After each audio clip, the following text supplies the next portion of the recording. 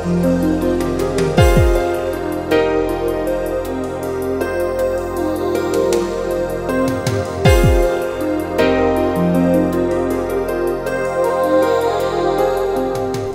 fellow countrymen and women, let me greet each and every one of you.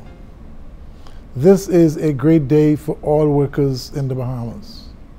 This is our day, a day when we all can come together for camaraderie, fellowship, and a grand celebration. On behalf of the Commonwealth of the Bahamas Trade Union Congress, I salute all workers of the Bahamas. As I reflect on this day and the many years of struggle we together have come through, yet the struggle continues. I'm sure you will recall that year after year, during Labor Day, we echo strong and loud the many pitfalls and challenges we face as workers in the workplace. It seems to me that the louder we cry, the tighter we are squeezed by our employers.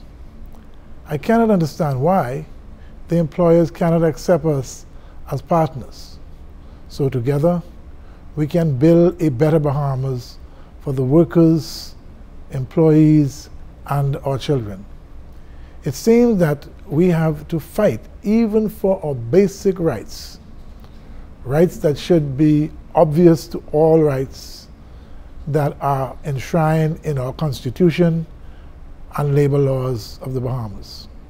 And so I have to stand here today, as I have done on numerous occasions, to encourage you not to be weary in well-doing. For the Bible says, "You shall reap in due season if you faint not."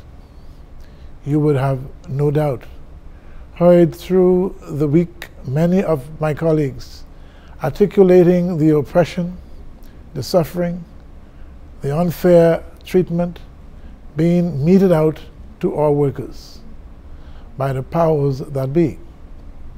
You would have heard the cry for increases in minimum wages. You would have heard the cry for better terms and conditions for our workers. You would have heard the cry for health and safety programs to be implemented in the workplace. You would have heard the cry for laws to be amended to be more worker-friendly, namely the Employment Act and the Industrial Relations Act. Laws that are outdated, laws that are oppressive, and laws that are regressive. Yes, my fellow Bahamians, you have heard the many cry that we make and continue to make on your behalf. What is being done? Is there anyone hearing us? Does anyone care? Let me tell you, workers, we in the Commonwealth of the Bahamas Trade Union Congress will not rest until all our demands are met. I'm deeply moved with grief and compassion to see, experience, and witness almost on a daily basis all the injustices being meted out to the workers by the hands of oppressors. We have chosen as our theme this year, "Together we are better." It is my humble opinion that there are too many fragmented unions in this small country of ours. My desire would be for all unions with less than 500 members to amalgamate as a general workers' union. Together we are better. Together we are stronger. Together we can achieve all our objectives. I fail to understand why the powers that be fail to amend our outdated laws for the benefit of the Bahamian workers. There are other Caribbean countries with laws that are far more advanced than what we have in the Bahamas. Why doesn't the government favor the investor over the workers? Wouldn't it be far more advantageous for them to encourage the investor to work with the unions? Can't they see the wisdom in using the union to protect the rights of the workers?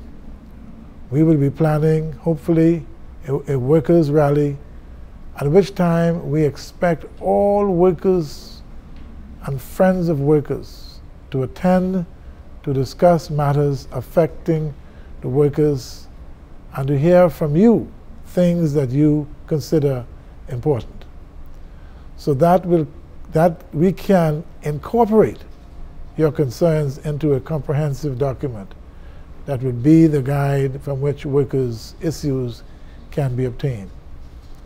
Workers, in my view, and my colleagues' view, must unite. The route for this year will be Windsor Park at 7:30 a.m.